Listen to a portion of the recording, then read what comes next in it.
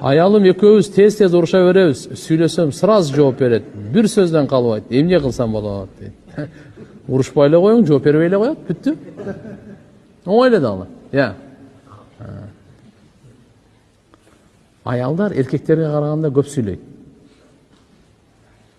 Аялдар эркектерге караганда көп ыйлайт. Аялдардын аулия болушу өтө тез.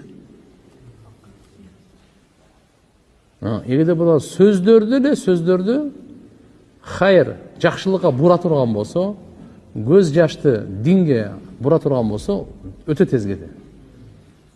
Буларда туруктуулук бар, сабырдуулук бар. Көп сүйлөгөн бар, көп ыйлаган бар. 4 сыпат өзгөчө да. Сабырдуулугу ушу, Аллаху акбар. Бир үйгө барат, машаалла. Сабырдуу. Жоочун үйгө барат, нике ошол жака турмушка чыкты, тааныбайт, ким кандай. Өмүрү көргөн эмес. Ошол үйдөн машаалла ыймандуу үйдөн чыкпайт. Бизде Пакистанда пуштун деген эл бар. Аларда ушундай адат бар да. Келин кирдиби, жаназасы чыгат деген сөз бар. Ажырашып кетти деп берип тияка, кирдиби, жаназасы чыгат дейди.